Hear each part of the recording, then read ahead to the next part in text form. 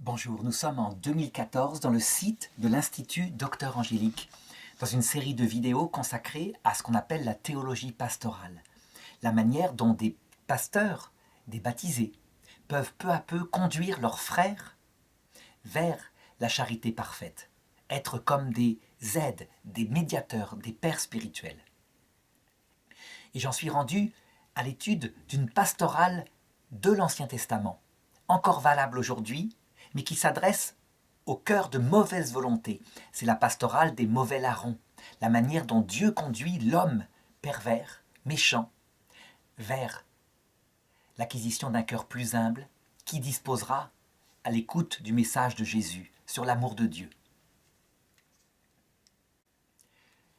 Cette vidéo-là va être une des plus surprenantes, des plus dures à comprendre pour nous chrétiens, puisqu'elle vise à regarder comment Dieu peut tromper le pécheur afin qu'il tombe, et que, étant tombé dans une chute moins grave, il échappe à ce qui est terrible, à savoir le blasphème contre l'Esprit Saint. Est-ce que Dieu peut tromper? Ça veut dire se servir du mensonge ou du non-dit pour que l'homme orgueilleux tombe dans le piège de son propre péché? Eh bien, c'est ce qu'on va voir maintenant. Mais a priori, au début de cette vidéo, on pourrait dire toute notre sensibilité s'oppose à cela. Quand l'acte de foi, par exemple, que nous récitons dit ceci: Seigneur, j'ai une très grande confiance dans ce que vous nous révélez et de ce que vous nous avez donné par votre Église, parce que vous ne pouvez ni vous tromper, ni nous tromper. Il semblerait que je vais montrer des choses qui s'opposent à cela.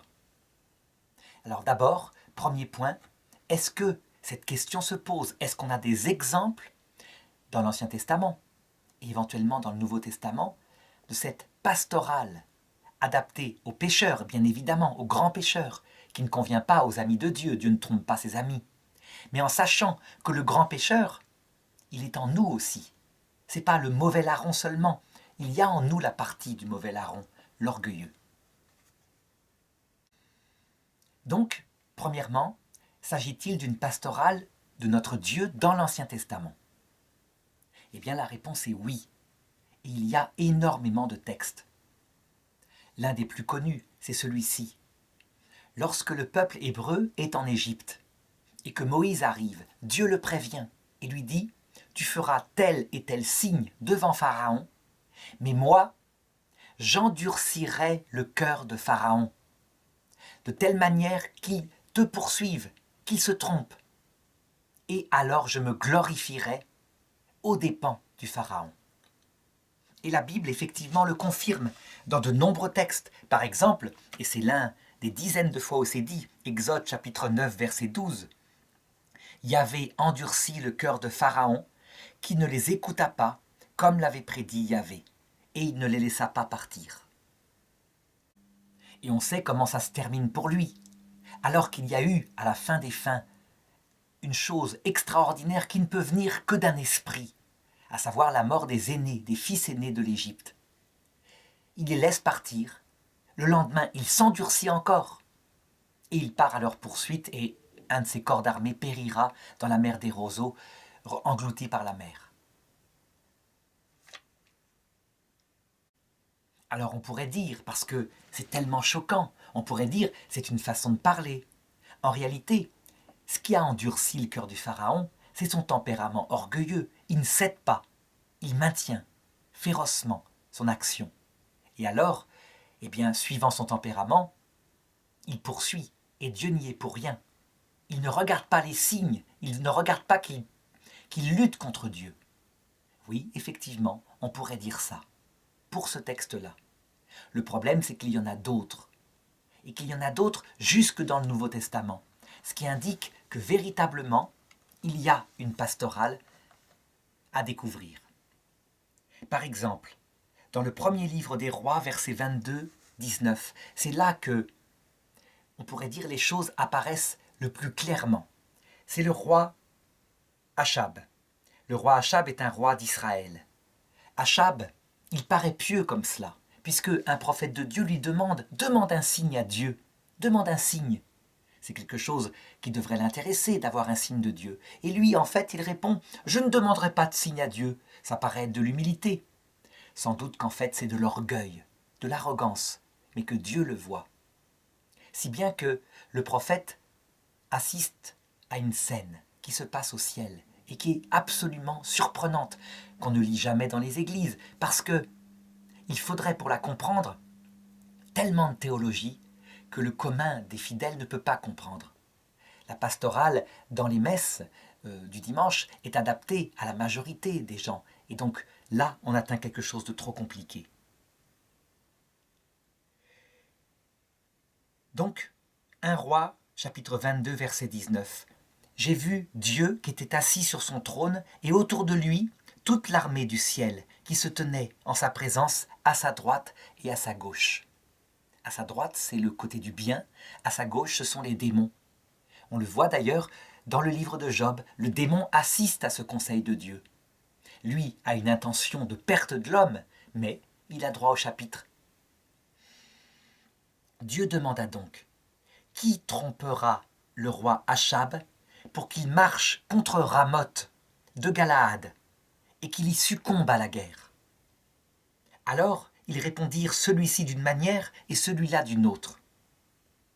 Mais l'Esprit, c'est l'Esprit Saint, l'Esprit de Dieu, s'avança et se tint devant Yahvé et dit, c'est moi qui le tromperai. Dieu lui demanda, comment feras-tu? Et l'Esprit Saint répondit, j'irai et je me ferai esprit de mensonge dans la bouche de tous ces prophètes. Yahvé dit, oui, tu le tromperas, tu réussiras, fais ainsi. Ainsi donc, on voit que l'Esprit Saint lui-même peut, afin de faire tomber un orgueilleux, se faire esprit de mensonge dans la bouche des prophètes. C'est quelque chose d'absolument gênant. Et donc, confronté à l'acte de foi, on se dit, mais que se passe-t-il? En fait, on a une explication de ce qui se passe le plus habituellement à travers les livres de Flavius Joseph, cet historien juif qui raconte en 70 après Jésus-Christ la guerre des Juifs contre les Romains et qui analyse comme théologien, comme prophète, il est considéré comme prophète par les chrétiens, qui analyse ce qui se passe. Il dit ceci, il y avait des prophéties qui étaient ambiguës, qui pouvaient dire plusieurs choses. Par exemple, qu'il allait venir un roi de gloire et que ce roi établirait sa domination sur le monde entier. Et c'est vrai, ce sont des textes explicites dans l'Écriture maintes fois racontés. Et les Zélotes, dit Flavius Joseph, qui provoquèrent cette guerre contre les Romains, les Zélotes les lisaient comme cela les arrangeait. Ça veut dire qu'en fait, ayant le cœur guerrier, le cœur orgueilleux, eh bien, ils lisaient ces textes-là en les interprétant comme la venue d'un roi guerrier qui ficherait une pâtée militaire à l'Empire romain et un des Juifs régnerait sur le monde entier. Mais ces textes-là, qui étaient ambigus, en fait, voulaient dire autre chose. Et Flavius Joseph l'explique. Sauf que lui, il donne une explication historique d'une autre façon. Et nous, chrétiens, nous savons ce que ça signifie. Le roi de gloire, qui fera paître son peuple, son troupeau, avec une verge de fer. C'est le Christ Jésus. Le troupeau, c'est l'humanité. La verge de fer, c'est son amour qui se révèle, son humilité qu'il faut imiter. Mais évidemment, pour comprendre que c'est la vraie signification, il faut avoir reçu tout l'Évangile, ou l'Esprit Saint, qui inspire le cœur de l'homme et qui lui fait ne pas se tromper. Parce que le texte pris en lui-même, dans son sens littéral, il dit l'inverse. Donc, on peut vraiment dire, en toute vérité, que le texte que j'ai lu là, avec le roi Achab, montre Dieu faire de l'Écriture sainte elle-même un piège. Un piège, et l'orgueilleux la lira avec orgueil, et verra un sens qui n'est pas dedans, mais qu'il fera tomber. Tandis que l'homme humble le lira avec son cœur humble, tandis que le disciple du Christ le lira à la lumière du Christ. Le même texte, volontairement, a plusieurs sens possibles, et on peut donc y trébucher. Il y a une parole d'ailleurs, je crois qu'elle est dans le Talmud, et qui signifie cela, qui s'est réalisée mortellement au XXe siècle. Je planterai mon Messie, dit Dieu, je planterai mon Messie Israël au milieu des nations, comme une pierre d'achoppement. Achoppement qui veut dire une pierre sur laquelle on trébuche. Et les peuples orgueilleux y trébucheront. Et leur chute sera grande. Et leur chute sera définitive. On peut dire que l'Europe occidentale, qui se considérait comme le plus puissant, le plus intelligent du monde au début du XXe siècle, a trébuché au XXe siècle sur sa haine d'Israël et s'y est brisé l'orgueil. Et pour longtemps. On pourrait même dire que, ensuite, ce peuple d'Israël, dans la main de Dieu, sans qu'il le veuille, a été planté en terre d'islam, une terre où leur orgueil est central, parce qu'ils l'ont conquise de haute lutte contre les croisés au Moyen-Âge. Et que, actuellement, l'islam est en train de trébucher sur cette pierre d'achoppement mise par Dieu, et que sa chute sera grande et qu'il en sortira un islam modeste, humble. Mais après combien de crimes?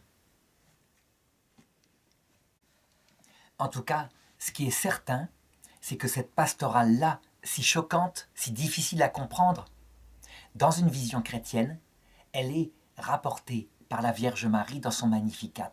Et nous savons quel est son sens. Quand la Vierge Marie dit « Dieu renverse les puissants de leur trône et il élève les humbles », elle signifie que Dieu, effectivement, peut volontairement faire tomber quelqu'un d'orgueilleux dans un piège qu'il a tendu devant lui. Un piège où il tombe pied devant parce que sa propre intelligence ne le voit pas comme un piège, puisqu'il est orgueilleux. La propre intelligence du pécheur, évidemment. Mais que le but de cette chute n'est pas sa chute définitive, ou si ce n'est la chute définitive de l'orgueil, ça oui. Mais c'est la chute pour que l'humilité grandisse, et alors, lorsqu'il sort un homme humble, il l'élève. C'est pareil pour les peuples, semble-t-il. Seulement, cette pastorale-là, évidemment, on le comprend, elle n'est pas adaptée aux amis du Christ. Il ne fait pas ça aux amis du Christ, ceux qui se comportent humblement. C'est adapté à la partie orgueilleuse. Et je voudrais montrer maintenant que c'est loin d'être terminé, bien au contraire, que c'est absolument d'actualité. À travers, d'abord, un exemple que je vais prendre dans l'Ancien Testament pour montrer comment il s'est réalisé de nouveau à l'époque du christianisme dans l'Europe chrétienne. Cet exemple, c'est la façon dont Dieu purifia Israël à l'époque des juges dans la guerre, l'une des plus terribles guerres qu'on appelle la guerre des Benjaminites. Mais ce qui était très intéressant dans ce texte qui se trouve dans le livre des juges, du chapitre 19 au chapitre 21, c'est que nous qui sommes civilisés différemment d'eux, ça ne veut dire peut-être pas plus civilisés en fait. Nous voyons leur péché parce qu'ils nous choquent.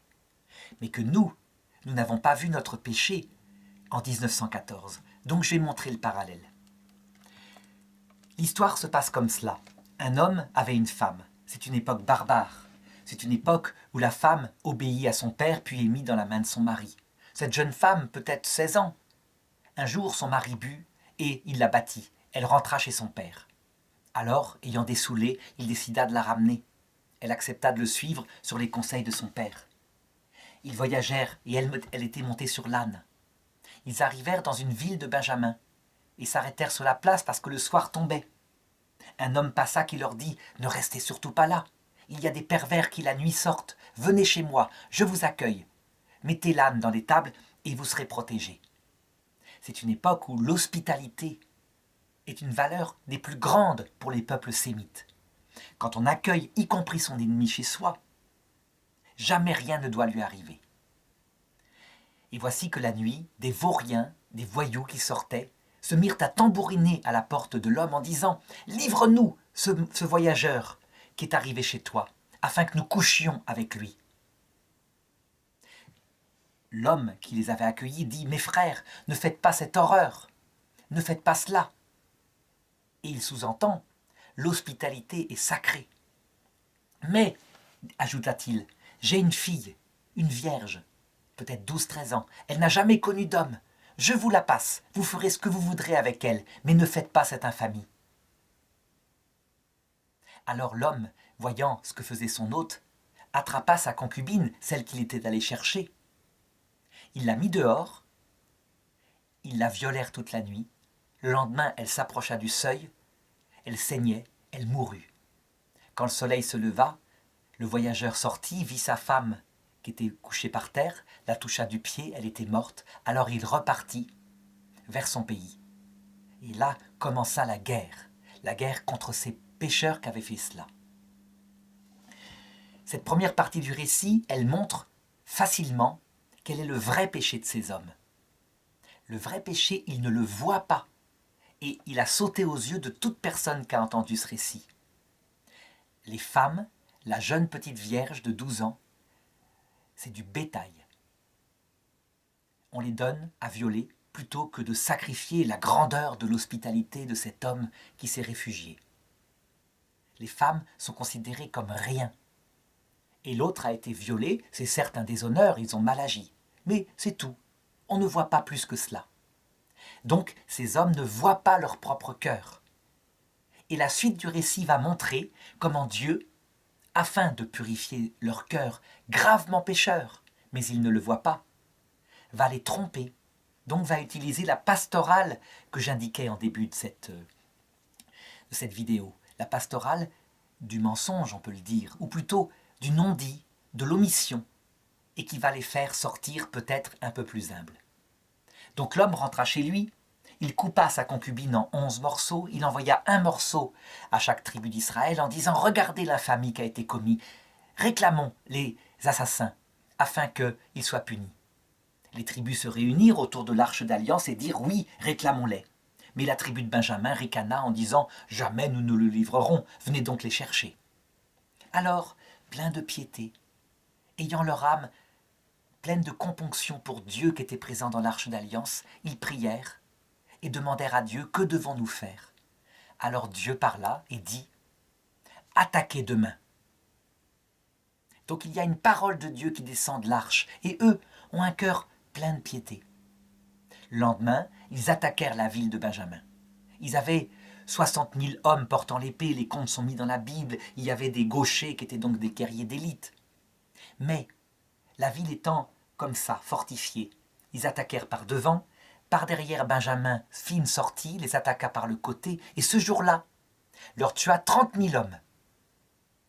Alors ils s'enfuirent et retournèrent vers l'arche d'alliance, là où était la présence de Dieu. Et ils pleurèrent toute la nuit en se flagellant, en disant à Dieu « Pourquoi ? Qu'avons-nous fait ?» Ils ne comprenaient pas.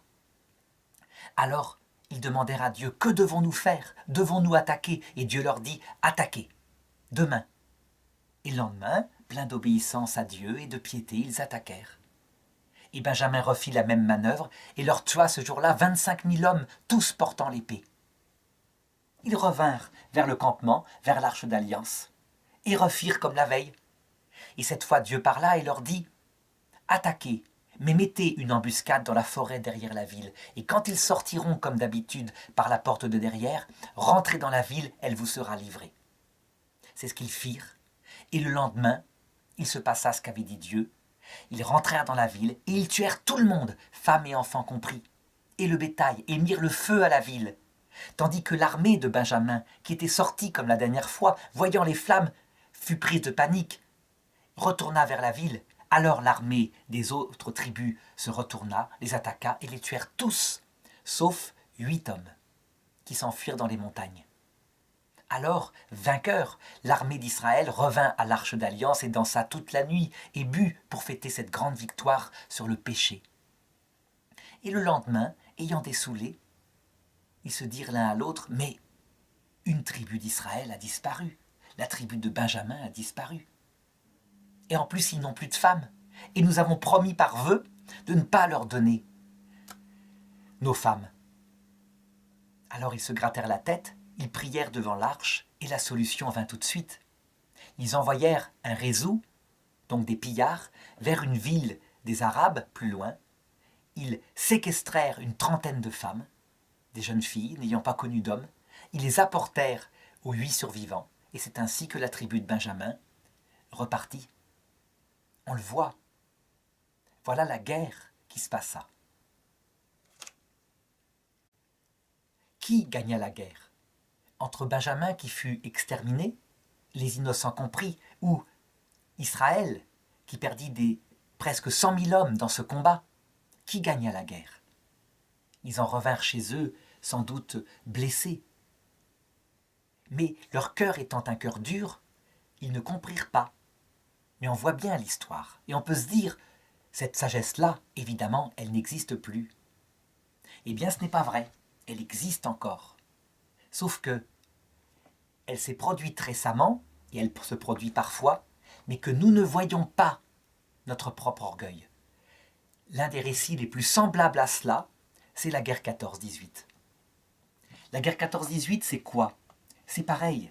C'est une Europe qui se dit la plus civilisée du monde, la plus grande civilisation, et qui du coup fait la conquête du monde entier parce qu'elle a les plus puissantes armes pour mettre sa propre sagesse partout. Mais comme évidemment il y a beaucoup d'orgueil et que ces gens ne le voient pas, eh bien arrive ce qui doit arriver à un moment donné, à l'occasion d'un événement secondaire, l'assassinat d'un prince héritier d'Autriche. Les peuples se jettent à la gorge les uns aux autres et ne cèdent pas. Seulement, la guerre, elle peut terminer en 3 mois, effectivement. L'armée allemande a presque pris Paris. Et si l'armée allemande prend Paris, la guerre 14 est terminée et il y a eu, disons, 300 000, 400 000 morts. Et puis, il va se passer un événement que les Allemands rapportent. Au moment où ils vont attaquer Paris, tout d'un coup, ils sont arrêtés. Ils disent, certains témoignages le disent, il y avait comme une femme dans le ciel, grande, une reine guerrière, qui les empêchait d'avancer. Et au même moment, l'armée française contre-attaque, les lignes allemandes sont étirées, donc il y a aussi une explication, je dirais, militaire. Et du coup, elle doit se replier, l'armée allemande, sur les tranchées. Si bien que la guerre va durer 4 ans de plus et fera 20 millions de morts, traumatisera l'Europe, au point que le pape Benoît XV dira « c'est véritablement une guerre civile entre chrétiens ». Est-ce que la Vierge Marie est vraiment apparue? Est-ce que, à la Marne, c'est un miracle au sens fort? Peut-être. Mais de toute façon, c'est possible puisqu'il y en a eu un semblable pendant la Seconde Guerre mondiale. Par contre, ce miracle, loin de provoquer la fin de la guerre et la vie pour ces soldats, a provoqué l'horreur des tranchées. Et donc, pour analyser ce miracle d'une autre façon auquel on ne pense pas, il faut relire la guerre de Benjamin.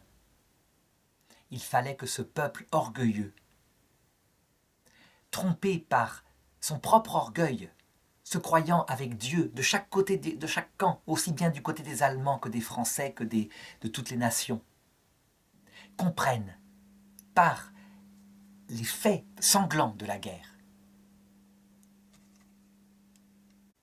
qu'ils n'étaient pas plus civilisés que les autres, qu'il était une civilisation de pécheurs comme les autres.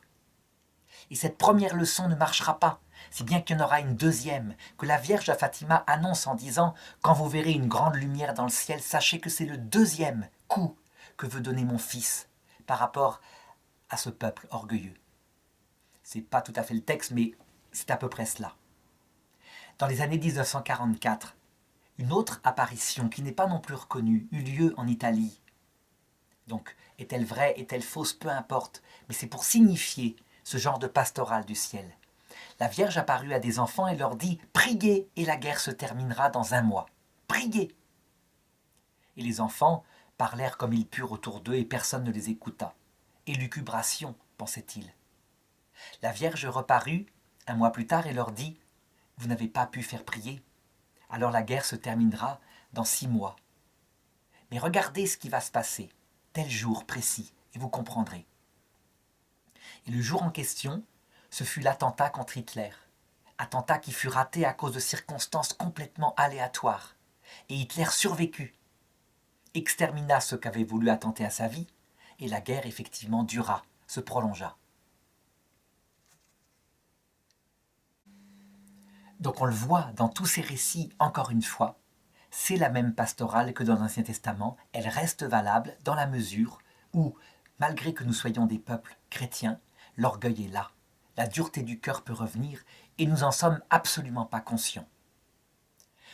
Est-ce qu'il y a tout de même quelque chose, une phrase du Nouveau Testament qui montrerait que cette sagesse, si elle existe, et je sais que beaucoup la contesteront, que cette sagesse est encore d'actualité? Oui, il y en a. Par exemple, 2 Thessaloniciens chapitre 2 verset 11. Voilà ce que dit saint Paul. Voilà pourquoi Dieu leur envoie une influence qui les égare, qui les pousse à croire le mensonge, en sorte que soient condamnés tous ceux qui auront refusé de croire la vérité et pris le parti pour le mal. Tout le livre de l'Apocalypse manifeste la même chose. Comment Dieu tend le piège devant notre orgueil pour que nous y tombions, parce que nous nous aveuglons nous-mêmes, évidemment, et que par là, nous puissions peut-être être sauvés. Donc ça montre bien que la pastorale de l'Ancien Testament reste valable. Reste à savoir maintenant s'il est possible encore à des pasteurs de l'appliquer lorsqu'on tombe devant un homme particulièrement retors et pervers.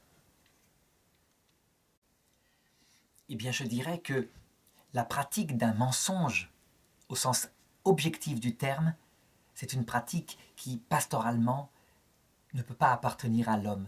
Un homme, je crois, ne peut pas prendre ce genre d'initiative. Personne ne peut, je dirais, utiliser des moyens comme cela. Peut-être qu'avec une inspiration de Dieu, ça peut arriver dans certains cas très particuliers. Par contre, ne pas dire certaines vérités, cacher des choses en sachant très bien le chemin que prend le pervers, ça, on peut dire qu'on le voit appliqué très souvent. Le pape Pie XII, par exemple, pendant la Seconde Guerre mondiale, d'abord il dit la vérité. En 1937, alors qu'il n'est que nonce apostolique, il écrit l'encyclique qui condamne le nazisme et que publiera son prédécesseur, le pape Pie XI, Mit brennender Sorge. Le pape Pie XI aussi condamne le communisme, très nettement, à la même époque avec une encyclique. Donc la vérité, elle est dite. Ça, c'est une pastorale chrétienne. Puis arrive la guerre. On ne peut plus agir. Il y a des pasteurs en Hollande qui disent la vérité à Hitler lors de la déportation des Juifs. Les Juifs ne sont pas des animaux. Qui peut avoir l'autorisation de séparer les enfants et leurs parents comme cela? Hitler se vengera cruellement. À la fin de la guerre, il ne subsistera que 5% des Juifs du Pays-Bas. Le pape Pie XII, lui, conscient de tout cela, ayant un renseignement intense par beaucoup de prêtres de tous les pays de l'Est, alors il décidera d'agir au mieux, agir secrètement pour sauver des Juifs. Et Golda Meir dira qu'on lui doit, par son action et celle des catholiques, 1 million de vies sauvées. Mais aussi agir diplomatiquement par la ruse. Il préviendra Staline. Staline, le monstre que dans une encyclique il dénonçait par ailleurs. Il le préviendra du jour de l'attaque d'Hitler, le jour de l'opération Barberousse, où Hitler s'en prendra à l'Union soviétique. Staline ne le croira pas. Pourquoi le pape Pie XII prend-il parti pour un diable contre un autre diable? Eh bien ça, c'est de l'ordre de la pastorale. C'est un pari risqué, mais qui s'avérera payant. Mais c'est une chance qui s'avère payante, parce qu'on sait maintenant que Staline et Hitler, c'est pareil. C'est la même horreur. L'un, au nom d'une soi-disant justice sociale, il abat des classes sociales entières. Et l'autre, au nom de la race, il abat des peuples entiers. Pourquoi prévient-il Staline? Parce que, sans doute, il raisonne de la façon suivante. Si le monstre Hitler réussit son attaque surprise et bat l'Union soviétique, le monde entier pourrait être livré à Hitler. Donc, autant prévenir l'autre monstre, afin qu'il prenne ses précautions, et qu'il y ait bagarre entre eux, mais qu'il n'y ait pas de vainqueur, et que peut-être ils s'affaiblissent l'un l'autre, et qu'à ce moment-là, les alliés puissent triompher. C'est sans doute un raisonnement de ce genre. On voit que dans certaines circonstances, Il n'y a donc pas possibilité de choisir uniquement le bien, donc dire la vérité et mourir. Qu'il faut parfois être rusé comme un renard dans un monde où ne vivent que des loups.